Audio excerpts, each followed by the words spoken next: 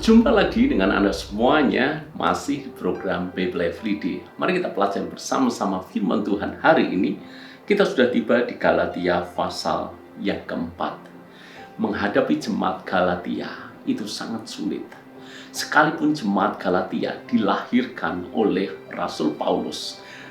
Paulus melayani jemaat ini, menumbuh kembangkan jemaat ini. Namun pada waktu fase tertentu di dalam pertumbuhan mereka, tiba-tiba Injil yang lain menyesatkan mereka, mempesona mereka. Sehingga dari semula pro dengan ajaran Paulus yang memberitakan Injil yang murni, hati mereka sudah terpesona dengan Injil yang lain. Paulus merasa perlu menulis surat ini. Paulus perlu merasa untuk mengingatkan jemaat di Galatia. Bahkan kalau kita lihat tulisan jemaat Paulus kepada jemaat di Galatia ini menunjukkan betapa Paulus mengasihi jemaat ini, punya hati kepada jemaat ini, dan sungguh tidak rela kalau jemaat Galatia ini meninggalkan Injil yang benar dan berpaling kepada Injil yang palsu. Kalau Anda baca di dalam ayat yang ke-19, lihat. Hai anak-anakku, karena kamu aku menderita sakit bersalin lagi sampai rupa Kristus menjadi nyata di dalam kamu. Paulus menyebut jemaat Galatia apa? Hai anak-anakku. Berarti buat Paulus jemaat Galatia ini sesuatu yang sangat berarti. Jemaat yang sangat dia kasihi, sampai penyebutannya saja hai anak-anakku menggambarkan Paulus adalah bapa rohani mereka, karena Pauluslah yang melahirkan jemaat ini. Namun Paulus menulis, karena kamu aku menderita sakit bersalin lagi, seolah-olah apa yang sudah diawali itu sia-sia, sampai Paulus mengatakan aku sakit bersalin lagi. Saudara-saudara, jemaat Galatia melakukan apa sampai Paulus mengatakan aku sakit bersalin lagi karena kamu? Kalau kita baca ayat yang ke-20 lebih parah lagi. Paulus menulis betapa rinduku untuk berada di antara kamu pada saat ini dan dapat berbicara dengan suara yang lain karena aku telah habis akal menghadapi kamu. Paulus mengatakan aku sebagai bapak rohanimu sudah habis akal harus menghadapi kamu. Dengan cara apa lagi? Dengan suara yang lain atau dengan suara seperti apa lagi yang membuat kamu bertobat, membuat kamu mengikuti apa yang benar? Apa yang terjadi dengan jemaat Galatia ini?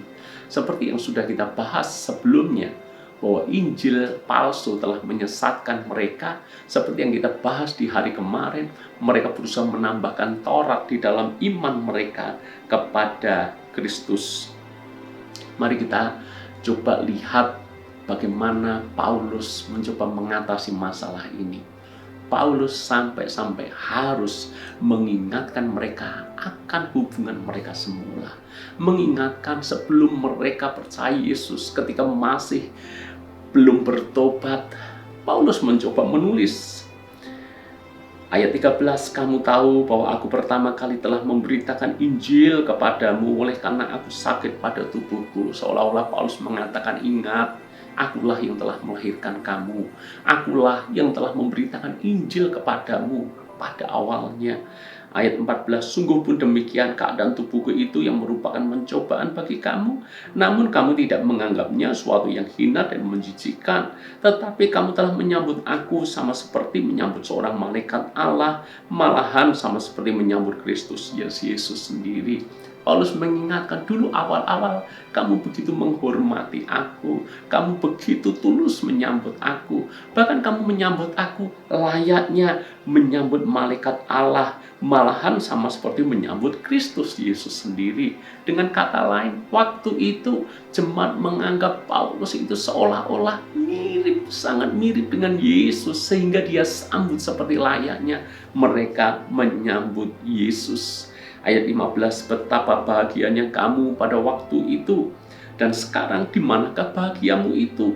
Karena aku dapat bersaksi tentang kamu, bahwa jika mungkin kamu telah mencungkil matamu dan memberikannya kepadaku. Artinya bahwa mereka bersedia melakukan pengorbanan apapun demi Paulus.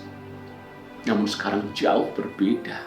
Mereka sudah melenceng sedemikian jauh, bahkan tidak menganggap lagi Paulus sebagai bapa mereka. Paulus sampai harus mengingatkan, dulunya kamu seperti apa, bagaimana hubungan kita seperti yang dulu. Dan Anda lihat, Paulus bapa yang sungguh melahirkan jemaat. Dia paling tahu apa kebutuhan jemaat. Menumbuh kembangkan sedemikian rupa, masakan harus diakhiri dengan daging. Masakan Injil yang benar malah digeser dengan Injil yang palsu. Saudara-saudara, ayat yang ke-17 dikatakan mereka dengan giat berusaha untuk menarik kamu, tetapi tidak dengan tulus hati, karena mereka mau mengucilkan kamu supaya kamu dengan giat mengikuti mereka. Orang bermaksud jahat kepada jemaat Galatia, menarik mereka tapi tidak dengan tulus. Tidak ada penyesat yang tulus, tidak ada penipu yang tulus. Hanya Bapak rohani yang sungguh-sungguh melahirkan, itulah yang tulus. Maka saya berkata kepada Anda, jemaat dimanapun Anda berada, ingat di mana Anda dilahirkan. Ingatlah pemimpin rohani yang dengan tulus mereka melahirkan Anda, menuntun Anda kepada Kristus, membimbing Anda bertumbuh secara rohani.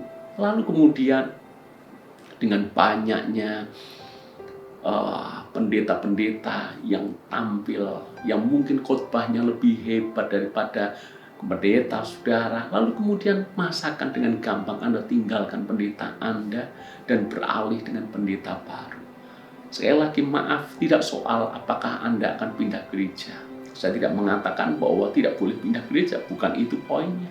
Tetapi kalau tidak ada masalah, semuanya baik, gembala Anda baik dengan Anda, sungguh-sungguh mengasihi Anda, lalu kemudian hanya karena gereja sebelah mungkin lebih nyaman, kursinya lebih empuk, acaranya lebih spektakuler, pendetanya lebih lucu, khotbahnya lebih bagus, pemujinya lebih menarik, lalu kemudian Anda tinggalkan gereja Anda hanya karena itu.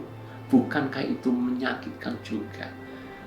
Kita belum bicara dalam konteks ajaran sesat atau tidak. Kita baru bicara soal yang di sana lebih enak, lalu kemudian kita tidak setia dengan gereja kita yang sekarang. Bukankah itu hanya menunjukkan betapa tidak dewasanya kita? Belajarlah saudara menjadi jemaat yang setia, menjadi jemaat yang menghormati pemimpin rohani kita, yang bahkan telah melahirkan kita.